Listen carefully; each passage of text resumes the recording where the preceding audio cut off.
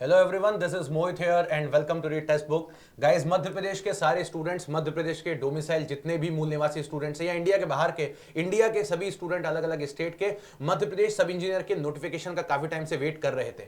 जैसा कि आपको मैंने और सर ने वीडियोस में बोला ही था कि नोटिफिकेशन जल्दी आने वाला है, लेकिन एक बैड न्यूज भी है। वीडियो को थोड़ा एंड तक सुनिएगा ताकि आपको समझ में आएगा। तो पहले तो चलते हैं नोटिफिकेशन आया किस तरीके का है। तो आप जैसे ही जाते हैं MPESB की वेबसाइट पे, आप आराम से जाइएगा। Online application form of group 3 सब इंजीनियर, सहायक मानचित्रकार, टेक्नीशियन एंड अदर इक्विवेलेंट आया हुआ है। अगर हम इसकी रूल बुक देखते हैं कितनी नंबर ऑफ वैकेंसीज आई हैं तो उसके बारे में भी समझते हैं, लेकिन उसके पहले एक बात मैं बताना चाहूंगा। सिविल, मैकेनिकल, इलेक्ट्रिकल के जितने भी स्टूडेंट्स हैं या ITI किए हुए जितने भी स्टूडेंट्स हैं, इस नोटिफिकेशन का वेट तो सभी को था, लेकिन स्टूडेंट की हमेशा एक्सपेक्टेशन होती है कि सर नंबर ऑफ वैकेंसी काफी ज्यादा हो। लेकिन आपको ये याद होगा कि पिछले बार 2700 से भी ज्यादा, 2700 से भी ज्यादा वैकेंसी थी इस रिक्रूटमेंट के अंदर। तो उसी के जैसी लोगों को, बच्चों को एक्सपेक्टेशन होती है। बट जैसे मैंने सेशन में बोला भी था कि इस बार उतनी वैकेंसी नहीं आएंगी, क्योंकि पिछली बार की वैकेंसीज की वेटिंग क्लियर होने की डेट भी अभी चल रही है, 19 अगस्त को है। आप सभी को पता है, मैं खुद ही ऑलरेडी 3-3, 4-4 डिपार्टमेंट में सिलेक्टेड हूं मध्य प्रदेश सब इंजीनियर में। तो अभी तक वेटिंग्स क्लियर होती जा रही है, 19 अगस्त तक ये वेटिंग क्लियर होंगी। अब इन वेटिंग के पहले इन्होंने ये नोटिफिकेशन निकाला हुआ है। यहां पर इन्होंने इस बार थोड़ा नोटिफिकेशन अलग तरीके का किया है। अलग तरीके का इन द सेंस की कुछ चीजें इन्होंने अलग तरीके की करी। जैसे पहली बार सब इंजीनियर के नोटिफिकेशन में टेक्नीशियन के भी कुछ पोस्ट हैं जो ऐड की गई हैं। जरा समझते हैं उनको और कौन कौन से डिपार्टमेंट, विभाग में ये आई हुई है। अगर मैं देखता हूं यहां पे ऑनलाइन एप्लीकेशन फॉर्म आपका 5 तारीख से स्टार्ट हो जाएगा। लास्ट डेट आपकी 19 तारीख है और एग्जाम की डेट भी इन्होंने दे दी कि भाई हम 12 तारीख को ही पेपर करा लेंगे, 12 सितंबर के दिन, यानी कि अगले ही महीने पेपर करा लेंगे। तो बात आती है कि जो बच्चे काफी टाइम से तैयारी कर रहे थे, शायद उन्हीं के लिए ये बेहतर है। एक महीने में कोई तैयारी करके आगे सिलेक्शन नहीं लेगा, ये भी बात बिल्कुल क्रिस्टल क्लियर है। जो बच्चे पहले से तैयारी कर रहे थे या सोच के बैठे थे या लास्ट टाइम 1-2 नंबर से रुक गए थे, उनके लिए अच्छी अपॉर्चुनिटी है ना। इसके बाद अगर हम बात करते हैं तो यहां पे सीधी भर्ती भी है, बैकलॉग वैकेंसीज भी हैं। और आप देखोगे यहां पे, और एग्जामिनेशन का टाइम जो दिया हुआ है वो 2 पालियों में होने वाला है, यानी कि 2 शिफ्ट में, आपको कोई एक शिफ्ट ही मिलेगी। पेपर हमारा देखेंगे, अभ्यर्थियों के लिए रिपोर्टिंग टाइम और उत्तर अंकिता का समय यानी कि 9 बजे से लेकर के 12 बजे तक। कुल मिला के बात करें तो 3 घंटे का ही पेपर है। एग्जाम के पैटर्न में कोई चेंजेस नहीं है, जैसा पहले होता था, यानी कि वही 100 मार्क्स का हमारा टेक्निकल है, 100 मार्क्स का हमारा नॉन टेक्निकल है, जिसमें 7 सब्जेक्ट्स पूछे जाएंगे। इसके अलावा अगर हम बात करते हैं तो यहां पर एक चीज आती है कि नंबर ऑफ वैकेंसी कितनी है सारी ब्रांचेस के लिए। तो आपको ये पूरी रूल बुक पढ़नी पड़ेगी, लेकिन इस रूल बुक के अंदर कुछ चीजें ऐसी हैं जो मैं आपको बता देता हूं यहां पे। जैसे कि एग्जांपल के तौर पे यहां पे हम वैकेंसीज के बारे में देखेंगे। यस, पेपर का पैटर्न जैसे मैंने आपको बताया वैसा के वैसे ही 100 क्वेश्चन आपके टेक्निकल के, 100 क्वेश्चन नॉन टेक के होते हैं, जहां पे English, mathematics, reasoning, GS, science, computer और साथ ही साथ में आप लोगों के लिए हिंदी के क्वेश्चंस पूछे जाते हैं। पेपर थोड़ा लेवल बड़ा रहता है, नो डाउट कट ऑफ भी अच्छा ही जाएगा, ये भी आपको मैं बता देता हूं। और इसके अलावा बात करते हैं तो यहां पर सबसे इंपॉर्टेंट बात है नंबर ऑफ वैकेंसी की, जिसका आप वेट कर रहे थे।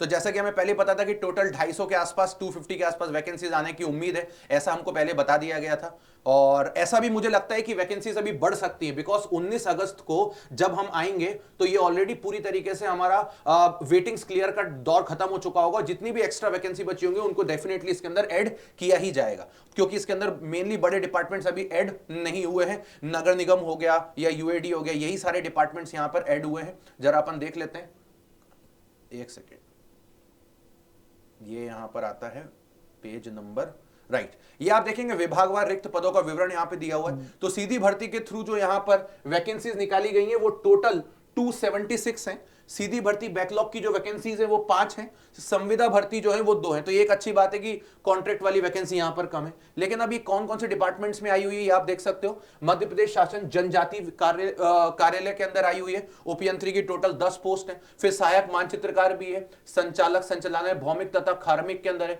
फिर लघु उद्योग में आई हुई है। नगर पालिका निगम इंदौर में आई हुई है और भोपाल सहकारी दुग्ध संघ में आई है। अच्छा, इलेक्ट्रिकल और मैकेनिकल सिविल वाले बच्चे परेशान ना हो, आप देख सकते हो यहां पे साफ साफ लिखा है जूनियर इंजीनियर विद्युत एवं मैकेनिकल विद्युत की पोस्ट है। उपयंत्री संपदा, देन उसके बाद सर्वेयर की पोस्ट भी है। इसके अलावा अगर हम बात करते हैं तो टेक्नीशियंस की भी पोस्ट है। इसके अलावा अगर मैं बात करता हूं तो वापस सिविल की पोस्ट अब आई हुई है लोक निर्माण विभाग में, लेकिन ये उन कैंडिडेट्स के लिए है जो PWD के अंदर आते हैं, जैसे VH हो गया, EH हो गया, LD हो गया, MD हो गया। तो उनके लिए भी कुछ पोस्ट आई हुई है। और सीधी भर्ती PWD में डायरेक्टली आई हुई है, जहां पर 2 पोस्ट इलेक्ट्रिकल के अलग से दे दी इन लोगों ने।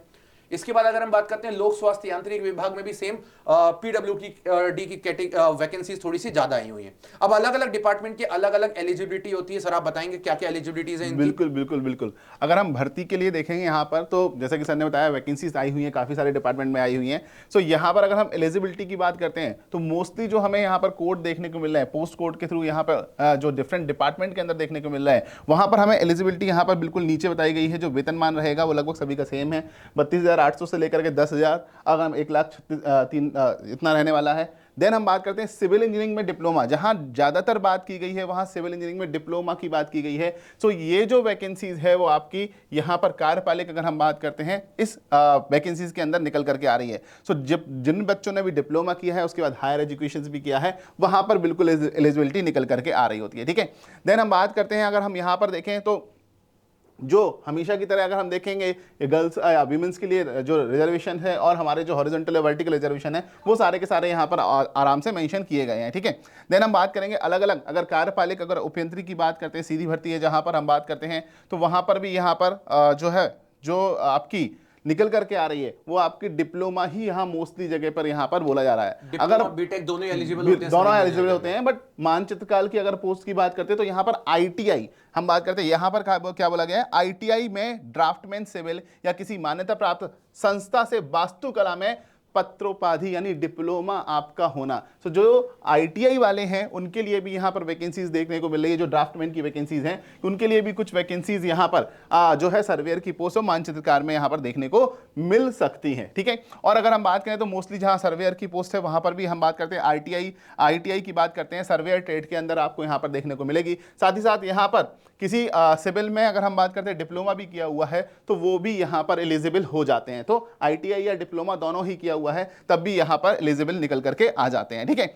अब हम आगे चलते हैं तो और डिफरेंट डिपार्टमेंट्स की बात करेंगे। सो इन डिफरेंट डिपार्टमेंट्स के लिए जो है वो यहाँ पर मोस्टली जगह जो आपका यहाँ पर रखा गया है वो देखो, यहाँ पर जैसे मैकेनिकल की है तो मैकेनिकल में भी डिप्लोमा ही जो है वो यहाँ पर मांगा गया है। तो इलेक्ट्रिकल, हाँ, बीटेक के स्टूडेंट्स भी यहाँ पर एलिजिबल हो जाते हैं, बट जो है ये शैक्षणिक योग्यता है तो मिनिमम क्वालिफिकेशंस हम मानते हैं कि यहाँ पर निकल करके आता है। ऐसा करके सारे स्टूडेंट्स सब कुछ देख सकते हैं कि कौन कौन से डिपार्टमेंट में। अब पॉइंट यहाँ पर ये आता है कि नंबर ऑफ वैकेंसी तो भाई कम है। मान लीजिए कोई बच्चा अभी पास आउट हुआ हो तो सर नंबर ऑफ वैकेंसी तो कम है, और इसके पीछे का पूरा लॉजिक है क्योंकि भाई पिछले बार अभी पूरा रिक्रूटमेंट कंप्लीट हुआ, 2700 वैकेंसी आई थी, तो इस वजह से रिक्रूटमेंट यहाँ पे वैकेंसी कम है।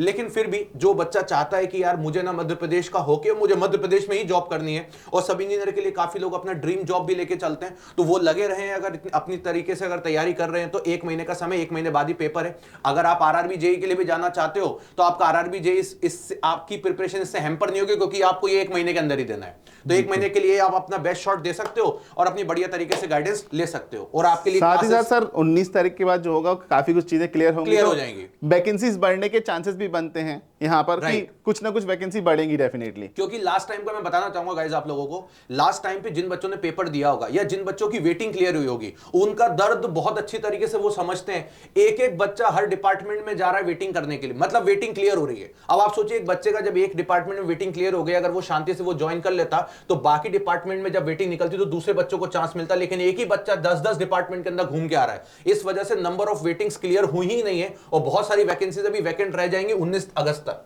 और मोस्ट प्रोबेबली जब वो वैकेंट हो जाएंगी तो वो बैकलॉग में इसी नोटिफिकेशन के अंदर ऐड कर सकते हैं। डेफिनेटली की जाएंगे सर। और साथ ही साथ अगर हम बात करें तो एमपी सब इंजीनियर के अंदर एक और अच्छी बात है कि डिपार्टमेंटल कट ऑफ रहता है, तो ये बच्चों को थोड़ा सा डेफिनेट मिलता है कि एक बच्चा 4 जगह जो जा रहा है तो वहां से 3 सीट्स तो उसे छोड़ना ही है। राइट। तो गाइस यही था आपका नोटिफिकेशन। तैयारी के लिए मैं आपको बोलूंगा, जो भी बच्चे तैयारी करना चाहते हैं तो उनको मैं बोलूंगा कि रेगुलर, आपको पता ही इलेक्ट्रिकल की मैं क्लास शाम को 5 बजे लेता ही था, काफी सारे स्टूडेंट्स रहते ही थे। सिविल की क्लास आपकी सुबह 10 बजे चली रही है इसी यूट्यूब चैनल पर, रेगुलर आप वॉच करिए। आपको लगता है कुछ रिवीजन प्रैक्टिस के लिए या प्रॉपर गाइडेंस चाहिए आपको तो कमेंट बॉक्स में कमेंट करिएगा। बस इसी चीज का ध्यान रखिएगा कि यार अगर आप इस अपॉर्चुनिटी को ग्रैब करना चाहते हो, क्योंकि सीधी सी बात है 250 बच्चे तो ग्रैब कर ही लेंगे, तो अगर आप चाहते हो 250 के अंदर आना तो आप इसको एज अ नेगेटिव ना लें। नो डाउट आपके अंदर गुस्सा भरा होगा, आप कमेंट बॉक्स में लाइव चैट के अंदर डाल सकते हो, लेकिन इसको एज अ ना लें, क्योंकि हमें पता था, ये हम सब जानते थे पहले से कि नंबर ऑफ वैकेंसी कम ही होंगी और वैसे ही हमारे सामने है। होपफुली प्रे करेंगे थोड़ी सी और बढ़ जाए वैकेंसीज और काफी बेहतर हो जाए आपके लिए। चलिए तो फिर इस Definitely. तरीके से मिलते हैं Okay. और क्लासेस करना मिलते हैं। और वीडियो को शेयर एंड लाइक कर देना और बाय बाय। चैनल को सब्सक्राइब जरूर कर लेना सो दैट यहाँ पर क्लासेस के बारे में नोटिफिकेशन मिलता रहेगा। So thank you very much guys. Bye bye. Take care and love you everyone. Love you guys.